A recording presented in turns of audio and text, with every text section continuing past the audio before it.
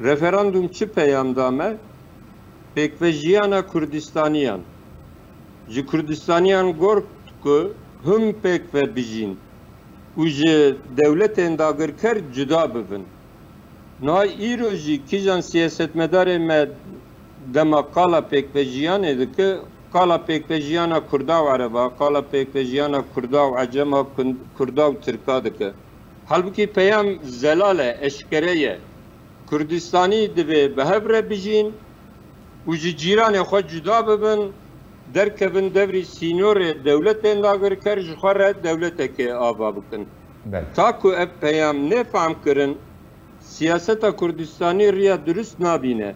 Niha em ne li dijî merhaleyên otonom û federalî û heya nizanim mafê kulturî ne. Evana giş divin li pêşiya me bin. Yani weke nimûne li Başûrê Kurdistanê ev 30 sal kem zêde sistemek nîv federalî heye.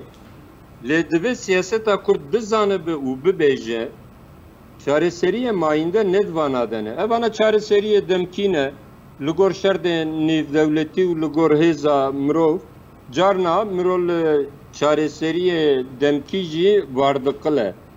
Lê hedefa siyaseta Kurdistanî serxwebûn e. Yekîtî û serxwebûna Kurdistanê. Na biraderê me got em qala zimên jî dikin, rejîm dibêje hûn anka zimên dixwazin lê em zanin hûnê dûr e serxwebûnê dixwazin. Em nikanin dijminê xwe bixapînin. Dijminê me dizanin ku kêşeya Kurdistanê bi serxwebûna Kurdistanê ve alaqeder û tenha bi wê dikane çareser bibî. Îro li Rojavayê Kurdistanê li dor 15,000 ciwanên Kurdistanê şehîd ketin.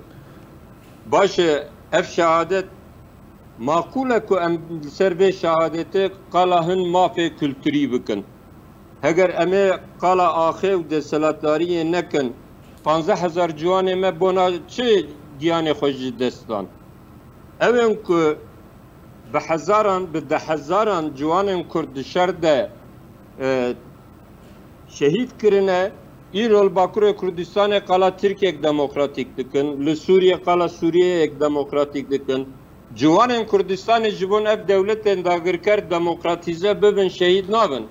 Kîjan ciwanê Kurdistanê radihê li sîleh bona axa xwe, bona axa Kurdistanê û bona dewletbûyînê radihê li sîleh. Heger hedefa me ne dewletbûyîn e, bi hezaran, bi sed hezaran şehîd me boy çi dan. Heger mesele bilhevkirina nîzama ew ê çareser bibe, an ku li dewlet weke nimûne li dewleta Tirkiye Erdogan here Kılıçdaroğlu were ev mesele çareser bibe, ev bedelê giranbihan bo çi didin?